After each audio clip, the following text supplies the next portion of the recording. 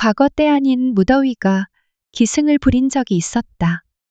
지금도 무더위는 갈수록 더워지나 그 당시 나는 방구석에 조그마한 에어컨을 튼 채 텅 빈 방 침대에 비스듬히 누워 웹툰 노블레스 라이의 라면을 먹는 장면을 보며 스스로의 고뇌를 포함한 고독을 삼키고 있었다.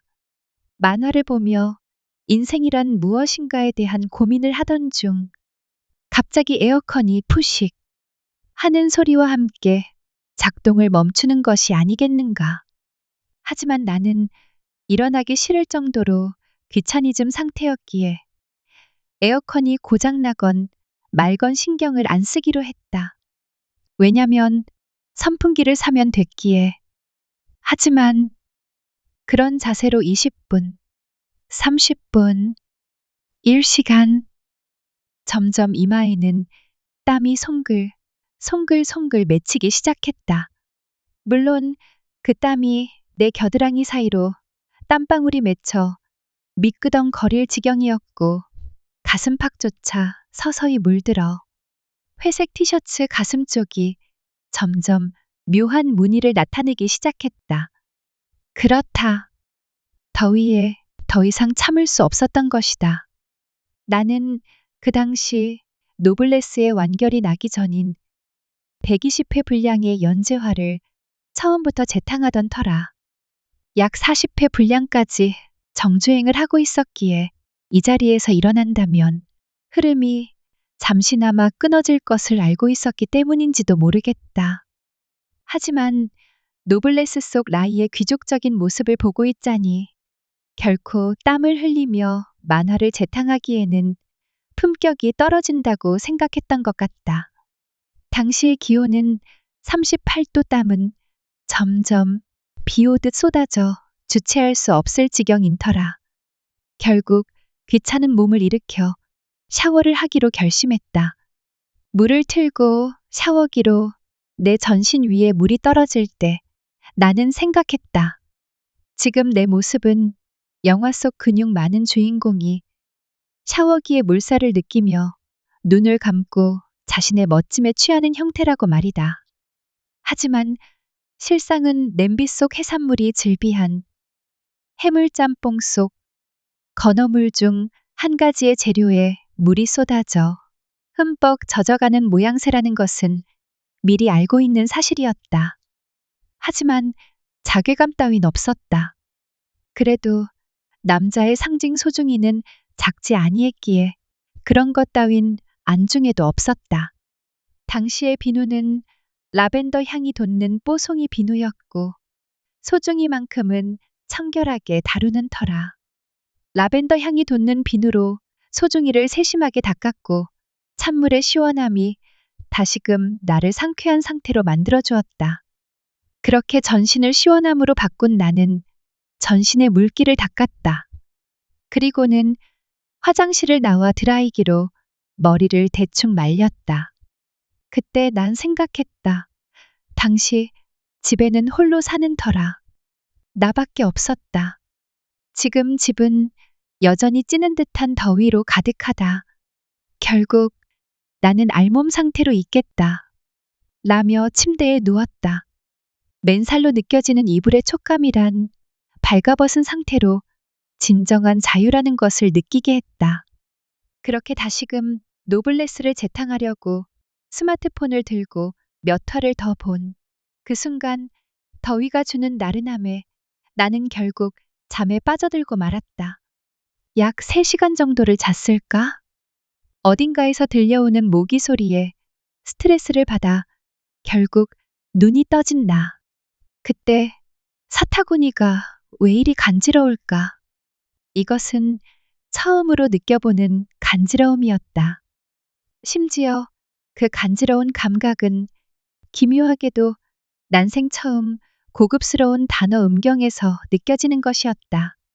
모기들이 싫어하는 향이 암모니아라는 것은 일찍이 알고 있었지만 자기 전에 내 섬세한 손길로 라벤더의 향이 물씬 풍기는 비누로 닦은 터라. 모기는 암모니아 냄새조차 잊고 내 소중한 음경의 중앙에 흡혈 행위를 감행한 것이었다. 차마 십자가조차 새길 수 없는 위치. 너무 긁으면 내 소중이는 붉어지고 가라앉을 때까지 나를 괴롭힐 터. 그때 내 눈에 물파스가 왜 그리 영롱해 보인단 말인가. 벌레 물린 데에는 물파스가 제일이라는 것은 알고 있다. 내 가려움조차 막아줄 터. 결국 나는 해서는 안 될 짓인 고추에 물파스를 바르기로 마음을 먹었다. 당시 나는 생각했다. 물파스는 멘톨 성분이 함유되어 있어 만약 바르게 된다면 물파스가 주는 극도의 시원함에 의해 어쩌면 무흐한 감각이 느껴질지 몰라. 야동이 당길지도 모른다고 당시 난 분명 이렇게 생각했다. 그렇게 나는 알몸 상태로 소중이의 물파스 뚜껑을 열고 코끝으로 물파스의 냄새를 맡았다. 그거 아는가?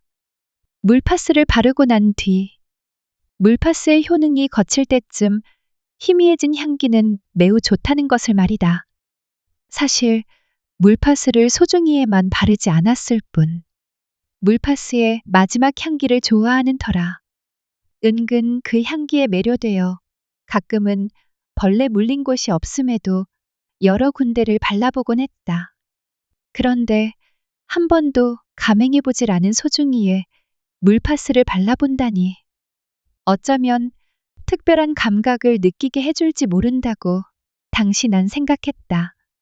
분명 그랬다. 분명 나는 더 이상 지체해선 안 된다고 생각했고 내 섬세한 손길은 물파스의 중앙을 집었고 그렇게 고추를 세워들고는 물파스를 바르기 시작했다. 처음에는 아무렇지 않았다. 분명하게 말이다.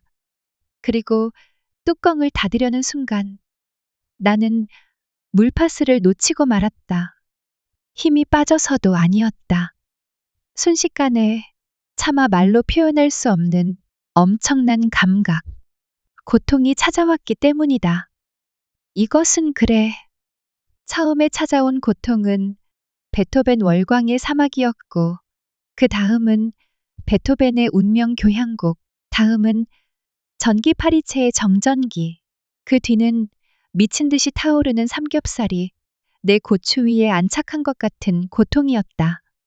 나는 몸부림을 쳤다. 하지만 그럴수록 물파스의 성분은 내 소중이에 더욱 깊은 곳까지 쪼여왔다. 끄아, 아, 하며 소리를 지르고 싶었으나 소중이의 고통이 엄청난 터라. 입으로 그 고통을 표현할 새도 없었다. 이것은 마치 입속에 하얀 거가 났을 때 알보치를 발랐을 때의 그 감각보다는 덜하지만 적어도 비슷했다. 아니, 같은 것 같기도 했다. 하지만 문제는 이게 쉽게 그 고통을 벗어날 수밖에 없도록 만드는 것 같다. 야동은 개뿔, 묘한 감각은 개뿔. 괜히 왜 발라서는 나는 눈물까지 찔끔찔끔 났으나 차마 물로 닦고자 화장실로 달려갈 만큼 고통의 강도가 낮지도 않았다. 나는 이불을 이로 악물었다. 내 격한 몸부림은 이불을 마구 헤집기도 했으나 그런 것으로 쉽게 고통을 이겨낼 수 없었다. 그러다 침대에서 떨어지기도 했다. 팔꿈치가 바닥에 닿아 또 다른 고통이 찾아왔으나 그 고통조차 잊게 할 만큼 물파스의 고통은 엄청났다. 그렇게 1분, 3분, 5분. 다행히 물파스의 고통은 점차 작아지고 있었다. 그리고 결국 7분 정도가 되어서야 진정이 되었다. 그때의 난 분명 고통의 몸부림 속에서 인생의 작은 파노라마를 본 것 같은 기억이 뇌리에 남아있는 것 같기도 아닌 것 같기도 하다. 그 뒤 한동안 물파스를 멀리했다. 그런데 참 이상하다. 왜 그 고통은 잊을 수 없을 만큼 아픈데 그 고통이 어떤 의미로 싫지 않았다 라고나 할까. 그래. 마치 남자의 자격을 얻은 기분이다. 진정한 남자는 고추에 물파스를 발라. 버틸 줄 알아야 진정한 남자라는 묘한 진리를 얻을 것 같았다. 그 뒤 나는 몇 번씩 혼자 있을 때 발라보곤 했다. 물파스의 고통이 엄청났지만 왜일까? 왜? 재밌을까? 고통은 상당한데 왜 재미있을까? 이 글을 듣는 당신들, 호기심에 나도? 라며 한번 해보고 싶을지도 모른다. 나는 말리지 않겠다. 고통은 상당하다. 죽지는 않는다. 다만 이 감각이 차마 말로 표현이 부족할 정도의 감각이다. 결론 고추에 물파스를 바르면 안 되는 이유.